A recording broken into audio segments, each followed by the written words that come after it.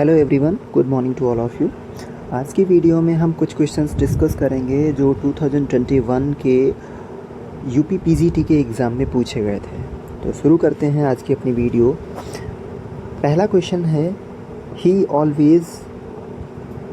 First question है ही always respects his elders. इसमें पूछा गया है कि आपको हर क्वेश्चन में पार्ट्स ऑफ स्पीच बताना है कि इनमें से क्या पार्ट ऑफ स्पीच है। तो फर्स्ट क्वेश्चन ही ऑलवेज रेस्पेक्ट्स हिज एल्डर्स, इसमें पूछा गया कि जो अंडरलाइन वर्ड है ऑलवेज, ये किस पार्ट्स ऑफ स्पीच में पड़ता है। तो हम जानते हैं कि कोई ऐसा वर्ड जो वर्ड को क्वालिफाई करता हो, वर्ब को या मॉडिफाई करता हो या उसमें कुछ ऐड करता हो, तो ऐसा जो वर्ड होता है वो एडवर्ब कहलाता है, क्योंकि इसमें जो रिस्पेक्ट है वो हमारी मेन वर्ब है और मेन वर्ब को ऑलवेज जो है वो क्वालिफाई कर रहा है, इसलिए इसका सही जवाब हो जाएगा एडवर्ब। क्वेश्चन नंबर 2 की तरफ मूव करते हैं। He is like my father, इसमें लाइक पूछा गया कि कौन सा पार्ट ऑफ स्पीच है। तो पहला ऑप्शन है एडजेक्टिव, दूसरा preposition, third one is noun and fourth one is adverb. So इसमें लाइक जो है वो ही और माई फादर के बीच में कनेक्शन दिखा रहा है। तो हम ये खूब जानते हैं कि अगर कोई ऐसा वर्ड जो नाउन और प्रोनाउन के बीच में कोई रिलेशन दिखाता हो, रिलेशन शो करने के लिए यूज किया जाता है, तो ऐसे वर्ड को हम प्रेपोजिशन की कैटेगरी में रखते हैं। तो इसमें सही जवाब जो लाइक है वो प्रेपोजिशन की तरह यूज किया गया है। क्वेश्चन नंबर 3 की तरफ बढ़ते हैं। Each of the questions carries 1 mark, इसमें पूछा गया कि जो ईच है वो नाउन है, एडजेक्टिव है, एडवर्ब है, प्रोनाउन है, किस कैटेगरी में आता है। तो each of the questions noun तो नहीं हो सकता है, ये नाउन नहीं है, ठीक है। एडजेक्टिव को मान सकते थे, लेकिन अभी एक प्रॉब्लम आ गई है कि इसके बीच में जो ऑफ है ना, ऑफ आ जाने से ये जो ईच ऑफ द क्वेश्चंस है, ऑफ जब जब कभी लगता है तो वो प्रेपोजिशन होता है, और प्रेपोजिशन जो होता है वो नाउन और प्रोनाउन के बीच में एक रिलेशन दिखाता है, ठीक है। तो इसमें ईच जो है वो, ये क्वेश्चंस आपका क्या हो गया, नाउन हो गया, और ईच जो है वो प्रोनाउन हो गया। दोनों के बीच में एक रिलेशन दिखा रहा है ऑफ। तो ईच ऑफ द क्वेश्चंस में जो ईच है दैट इज़ प्रोनाउन, और ऑफ आपका जो होता है वो प्रेपोजिशन हो जाता है, क्वेश्चंस नाउन हो जाता है। क्वेश्चन नंबर 4 की तरफ बढ़ते हैं। Which of the following dramas does not belong to the last phase of Shakespeare's literary career. हम जानते हैं कि William Shakespeare he is deadly famous for his plays. He wrote 37 plays and 154 sonnets, और जिन सॉनेट्स को 1609 में Thomas थॉर्पी नाम के एक एडिटर ने पब्लिश करवाया था, और 2 कैटेगरीज़ में थे। 126 जो सॉनेट थे उनको एक इनके जो फ्रेंड थे WH करके, उनके नाम पर हेनरी रिड्सले नाम करके HW, और 126 के बाद में जो 127 से 154 तक हैं, इन्होंने एक डार्क लेडी को डेडिकेट किए थे। डार्क लेडी को बेसिकली मैरी फिट्टन के नाम से जाना जाता था, जो एक इटालियन डांसर थी। तो इसमें पूछा गया कि कौन सा शेक्सपियर का जो है लिटरेरी कैरियर नहीं है। शेक्सपियर का डेट ऑफ बर्थ भी जान लेते हैं कि ही वॉज बॉर्न ऑन 23 अप्रैल 1564, 23 अप्रैल 1564, और उसी डेट में इनकी डेथ हुई थी, बस ईयर चेंज हो गया था। 23 अप्रैल 1616 को इनकी डेथ हो गई थी। He was born Stratford upon Avon, जिसमें स्ट्रेटफोर्ड जो है एक छोटा सा टाउन है, कस्बा है, और उसके बड़ा जो एरिया है वो वारविकशायर नाम से जाना जाता था। एवन वहाँ पर एक बड़ी सी रिवर है, तो एवन इसमें रिवर का नाम है। इसमें पूछा गया है कि जो शेक्सपियर का लिटरेरी करियर था उसमें लास्ट फेज कौन सा था। तो इसको जानने के लिए हमें ईयर्स बहुत ज़रूरी है जानना। पहला है टेम्पेस्ट। टेम्पेस्ट 1610 to 11 के आसपास में लिखा गया था, जो कि लगभग लास्ट फेज ही था। सिम्बेलिन है वो भी एक्चुअली लास्ट फेज़ में ही लिखा गया है, 1610 to 11 में लिखा गया है, और इसको जब फर्स्ट फोलियो 1623 में पब्लिश किया गया था तो इसको ट्रेजेडी कहा गया, बाद में इसको रोमांस और कॉमेडी भी कहा गया। तो ये भी 1611 हो गया। सिम्बेलिन जो है ये भी 1610 to 11 हो गया। एक्चुअली जो सिम्बेलिन था ये एक ब्रिटिश सेल्टिक ब्रिटिश किंग थे जिनका नाम था क्यूनोबेलाइन। क्यूनोबेलाइन किंग के नाम पर ही ये, मतलब इसका सोर्स है, उससे ये लिया गया है सिम्बेलिन। और इसके बाद में जो तीसरा ऑप्शन आता है विंटर्स टेल। विंटर्स टेल जो है ये भी 1610 to 11 के आसपास में ही आया था, विंटर्स टेल जो थर्ड ऑप्शन है। और ये रॉबर्ट ग्रीन ने एक पेस्टोरल कॉमेडी लिखी थी जिसका नाम, पेस्टोरल रोमांस लिखा था जिसका नाम पेंडेस्टो था, जिसका नाम पेंडेस्टो। इसका अगर सोर्स पूछा जाए तो पेंडेस्टो ये सोर्स था, 1588 में लिखा गया था। ये इसका सोर्स है विंटर्स टेल का, खूब पूछा जाता है। तो ये एक रोमांस प्ले था, प्रॉब्लम प्ले भी आप इसको कह सकते हो। एज़ यू लाइक इट जो है ये 1599 में आया था और ये एक प्योर कॉमेडी है। ये भी रोज़ालिंड नाम का एक नॉवेल था, एक कॉमेडी थी। 1586 टू 80 के बीच में, 88 के बीच में लिखी गई थी, 1586 टू 87 के बीच में लिखी गई थी। थॉमस लॉज ने रोज़ालिंड लिखा था, तो वहीं से इन्होंने जो है, इसमें एक कैरेक्टर भी है रोज़ालिंड एज़ यू लाइक इट में, तो वहीं से ली गई। तो आपका सही जवाब जो हो जाएगा एज़ यू लाइक इट 1599। अगला जो कैरेक्टर आता है, अगला जो क्वेश्चन है, क्वेश्चन नंबर 5 है। 5th क्वेश्चन में है, in which novel of Dickens do characters Gradgrind, Bounderby and Sissy Jupe appear. Dickens बहुत फेमस हैं, बहुत फेमस ही नॉवलिस्ट हैं और इनका जो पूरा नाम है चार्ल्स जॉन हफाम डिकेंस। इनका जो पूरा नाम है वो चार्ल्स जॉन हफाम डिकेंस है। इनका जन्म 1812 में पोर्ट्समाउथ लंदन में हुआ था। 1812 में पोर्ट्समाउथ नाम की जगह है लंदन में, वहाँ पर हुआ था। और 1817 में लंदन में ही इनकी 1870 में इनकी लंदन में ही डेथ हो गई थी। इन्होंने बहुत सारे नॉवेल्स लिखे, बहुत सारी बुक्स लिखी, बहुत फेमस नॉवेल्स लिखे, जिसमें जो पहला ऑप्शन है लिटिल डॉरेट। लिटिल डॉरेट एक सीरियल के रूप में 1855 से 1857 के बीच में, 1855 से 7 के बीच, 57 के बीच में ये पब्लिश होता रहा कंटिन्यूसली। और दूसरा जो है ग्रेट एक्सपेक्टेशंस, बहुत फेमस है ये नॉवेल ग्रेट एक्सपेक्टेशंस। ये थोड़ा गोथिक नॉवेल भी आप इसको कह सकते हो, क्योंकि इसमें कुछ जो एंडिंग है वो अच्छी नहीं होती, हीरो बहुत सफ़र करता है जिसका नाम पिप होता है। और ये इनका 13th नॉवेल है। ग्रेट एक्सपेक्टेशन जो है 13th नॉवेल, ये पूछा गया है कहीं किसी एग्ज़ाम में कौन सा नंबर का है, 13th है। और ये 1859 to 60 के आसपास में इसको लिखा गया था। गोथिक या वाइल्डंग्स रोमन कह सकते हो, जैसे क्या नाम, वदरिंग हाइट्स लिखा गया है, उसी तर्ज पर ये लिखा गया है, उसी सेंस में। पिप नाम का एक इसमें मेन कैरेक्टर होता है। पिप के बारे में भी खूब पूछा जाता है कि पिप कौन सा कैरेक्टर, छोटा सा बच्चा होता है, बहुत सफ़र करता है। हार्ड टाइम्स जो है ये इसमें भी पूछा जाता है, ये 1854 में। इनके सीरियल खूब पूछे जाते हैं कि सीरियल में लगाकर बताओ ईयर वाइज कौन से हैं। तो लिटिल डॉरेट जो है वो 1855 टू 57 में, हार्ड टाइम्स जो है 1854 में, ग्रेट एक्सपेक्टेशन 1859 to 60 में, और इसके बाद में अवर म्यूचुअल फ्रेंड है वो 1864 से लेकर के, अवर म्यूचुअल फ्रेंड जो है वो है 1864 से लेकर के 65 में। और इंटरेस्टिंग बात ये है कि ये इनका लास्ट कंप्लीटेड नॉवेल था। अवर म्यूचुअल फ्रेंड जो है वो इनका लास्ट कंप्लीटेड नॉवेल है। इसके बाद में, क्योंकि 1865 तक ही लिखे थे, इसके बाद 1869 में एक जो नॉवेल लिख रहे थे, जो अनफिनिश्ड नॉवेल रह गया था, जिसका नाम था the mystery of Edwin druid, उसको लिखते लिखते ही इनकी डेथ हो गई थी। वो ये पब्लिश भी नहीं करा पाए थे।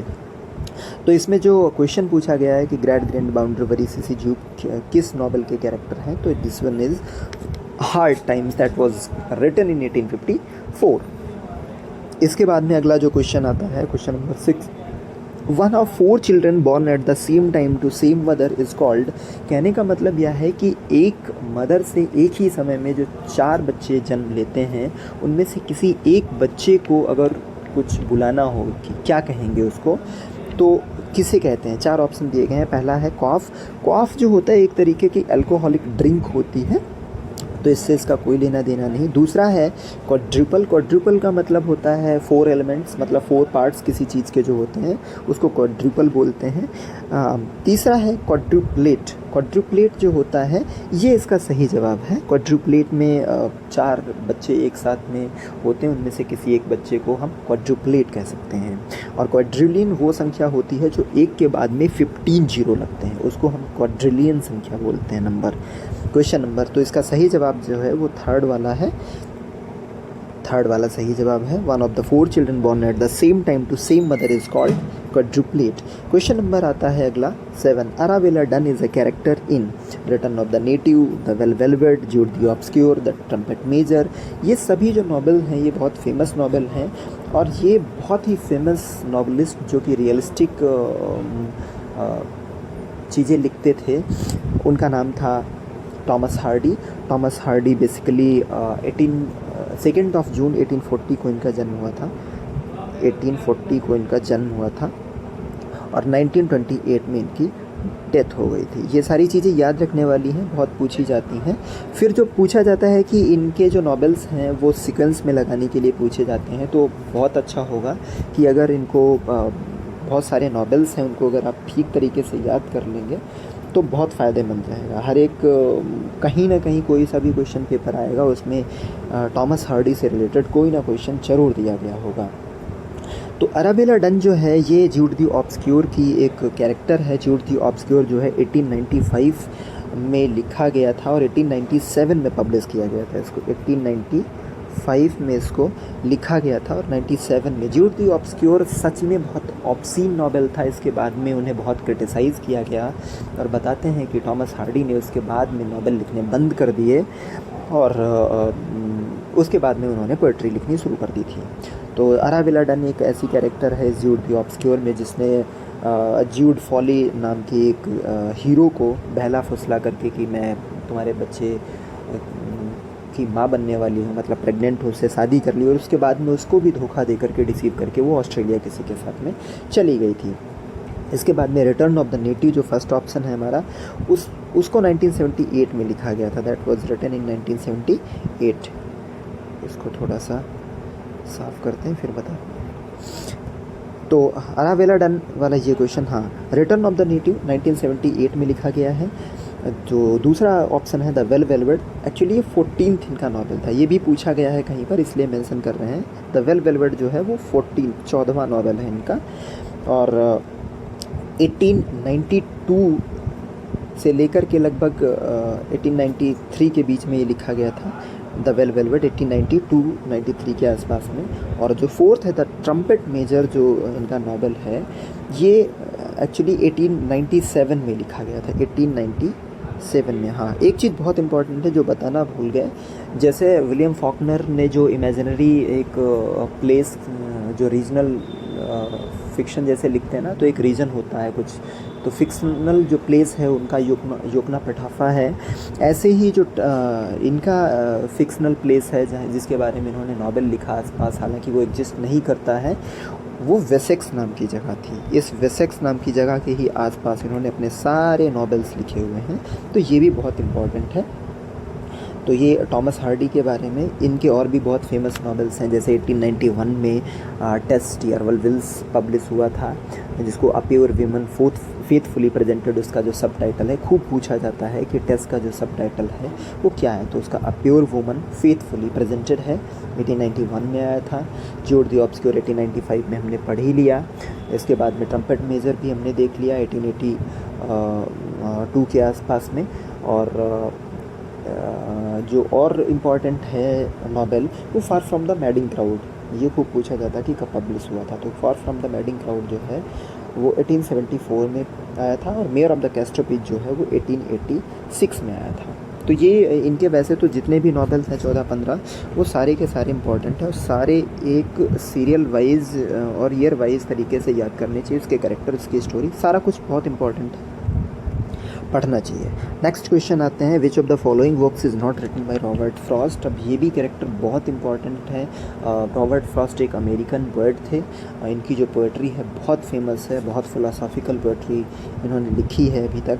To tramps in a mud time ये इन्हीं की लिखी हुई है। The death of the hired man ये भी इन्हीं का लिखा है। द हिल वाइफ ये भी एक्चुअली इन्हीं का लिखा हुआ है।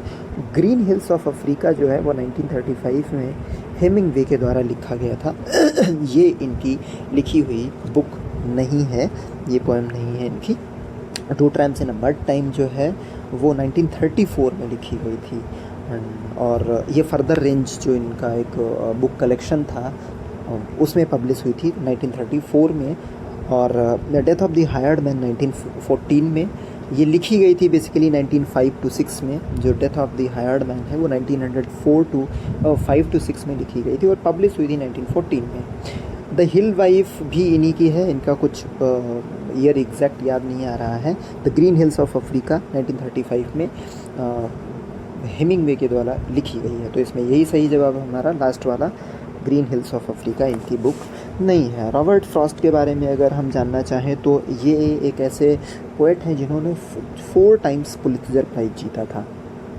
4 टाइम, ये खूब पूछा जाता है कि 4 टाइम पुलित्ज़र जो प्राइज़ मिला था वो किसको मिला था। तो इन्हें जो 4 टाइम्स मिला था, एक 1923 में एक इनकी कलेक्शन था न्यू हैम्पशायर, उसमें 24 में मिला था।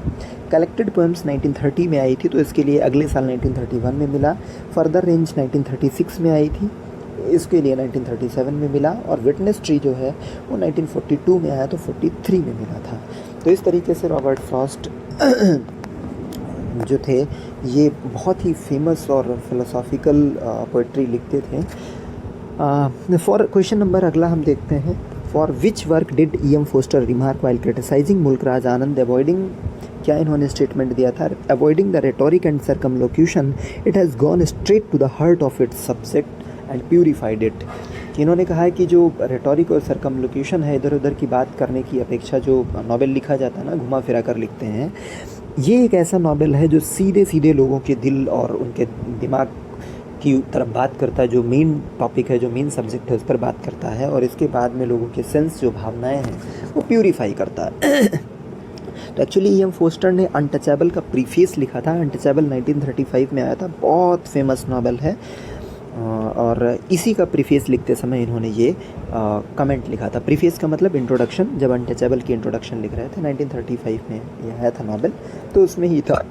कूली 1936 में ये भी जो मुल्क राज आनंद हैं, जो Indian father of Indian English novel कहे जाते हैं, उनके बारे में है, उनका ही है 1936 में।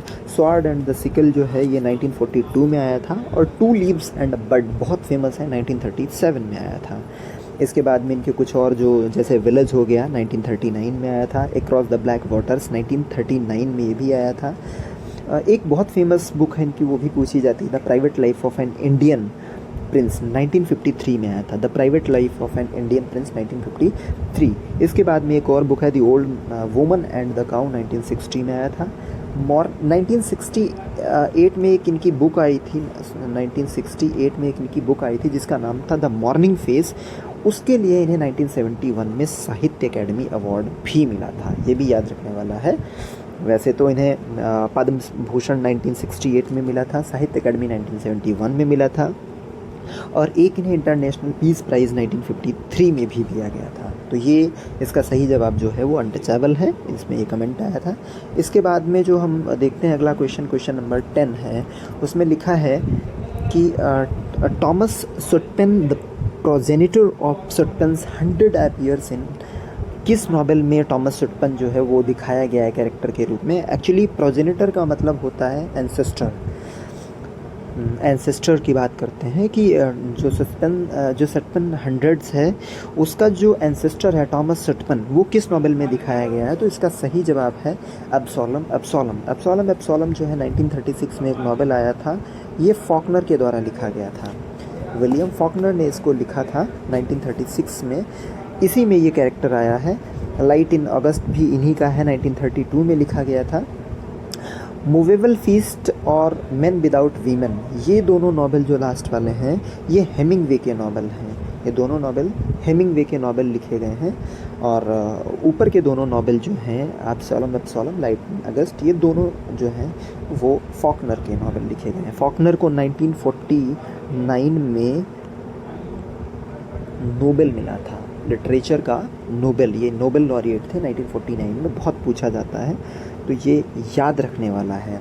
और हेमिंगवे जो हैं इनको 1954 में मिला था। इनकी एक बहुत फेमस बुक है जिसका नाम है The old man and the Sea. Cuban fisherman होता है इसमें ओल्ड मैन, और बहुत बढ़िया नावल है, छोटा सा नावल, इसको नोबेला कह सकते हैं, नोबेला है ये। तो ये 1954 में मिला था। 1952 में इन्होंने ये ओल्ड मैन एंड द सी जो है वो लिखा था, और 1954 में इसके लिए मिला। 1953 में इसी के लिए इनको बुकर भी मिला था। बढ़ते हैं अगले क्वेश्चन की ओर। Question number 11, among the following pairs find out incorrect pairs of Shakespeare's comedy and their character. तो इसमें से कौन सा है जो बुक के कैरेक्टर मैच नहीं कर रहे हैं? पहला है लव स्लीवर्स लॉस्ट। इसमें बायरन एंड रोजालिंड जो है वो कैरेक्टर्स मैच करते हैं। ये 1590 में आया था। कब आया था? 1590 में आया था। दूसरा है Midsummer Night's Dream. Midsummer Night's Dream जो है वो 1595 में आया था, और इसमें बेनेडिक्ट एंड बीट्राइस जो कैरेक्टर हैं वो नहीं हैं। ये दोनों character much ado about nothing के कैरेक्टर हैं। बेनेडिक्ट एंड बीट्राइस जो कैरेक्टर हैं वो मच अडो अबाउट नथिंग के हैं, जो कि 1598 टू 1599 के आसपास में आया था। 1598 टू 1599 किसके कैरेक्टर हैं? Much ado about nothing. Third one है the merchant of Venice. Bassanio वेसेनियो पोर्सिया दोनों मैच कर रहे हैं। ये 1596 टू 98 में आया था। द मर्चेंट ऑफ वेनिस एक सिप्रे की स्टोरी है जो बर्मुडा ट्रायंगल का कुछ बताते हैं, वहाँ से उसका रिलेशन। चौथा जो है एज यू लाइक इट, वो ऑर्लैंडो और रोजलिंड यू भी मैच करता है, 1599 में आया था। तो इसमें जो कैरेक्टर है, जो आंसर सही है वो बी वाला सही है। मिडसमर नाइट्स ड्रीम में बेनेडिक्ट एंड बीट्राइस नहीं है। ये बेनेडिक्ट एंड बीट्राइस जो दोनों कैरेक्टर हैं मच अडो अबाउट नथिंग में आए थे, जो कि 1598 टू 99 के बीच में लिखा गया था। इसके बाद में मर्चेंट ऑफ वेनिस वेसेनियो पोर्सिया आया था, जो 1596 टू 98 में लिखा गया था। नेक्स्ट क्वेश्चन है question number 12, the lights begin to twinkle from the rocks, the long day wanes, the slow moon climbs the deep moon rounds the with many voices, the above mentioned lines appear in। कहते हैं कि जो lights हैं वो twinkle करने लगी हैं, चट्टानों से चमकती हुई दिखाई दे रही हैं, पूरा दिन जो है वो थका हारा ख़त्म हो चुका है। द स्लो मून क्लिम्स, जो मून है वो धीरे धीरे ऊपर की ओर आ रहा है, रात शुरू हो चुकी है। The deep moons round with many voices, और जो लोग हैं जो उनके दर्द हैं वो भी धीरे धीरे सुनाई दे रही हैं, लोगों की कराहें सुनाई दे रही हैं, कई सारी आवाज़ें आ रही हैं। तो ये जो लाइन है वो किस में दिखाई देती है? ये जो लाइन है ये बेसिकली यूलिसिस में आती है। यूलिसिस जो है एक बड़ी पोएम है, बहुत बड़ी पोएम है। इसमें जो कि 1833 में लिखी गई थी और पब्लिश हुई थी 1842 में। 1833 में लिखी गई थी और 42 में इसको पब्लिश की गई थी। ये अल्फ्रेड लॉर्ड टेनिसन जो है, जो बहुत बड़े विक्टोरियन पोएट माने जाते हैं, उनके द्वारा लिखी गई थी और बहुत ही अच्छी पोएम है, इसको ज़रूर पढ़ना चाहिए। स्टॉपिंग बाय वुड्स जो है रॉबर्ट फ्रॉस्ट के द्वारा लिखी गई फ़िलोसॉफ़िकल पोएम है। ये 1922 में लिखी गई थी, 1922 में लिखी गई थी और 1923 में न्यू हैम्पशायर में पब्लिश की गई थी। क्रॉसिंग द बार जो है 1889 में लिखा गया था। इसे भी क्रॉसिंग द बार भी जो क्या नाम अल्फ्रेड लॉर्ड टेनिसन है, इन्होंने ही लिखा था। ये एलेजियक पोएम है। द रोड नॉट टेकन, ये भी रॉबर्ट फ्रॉस्ट की है। द रोड नॉट टेकन 1915 में अटलांटिक मैगजीन में आई थी। द रोड नॉट टेकन 1915 में अटलांटिक मैगजीन में आई थी और 1916 में माउंटेन इंटरवल में इसको पब्लिश किया गया था। तो इसका सही जवाब है यूलिसिस। यूलिसिस की ये लाइन है। यूलिसिस जब आप पढ़ेंगे तो एक बार में ही याद हो जाएगा, एक बार में ही आप कभी भी किसी भी लाइन को बता सकते हैं।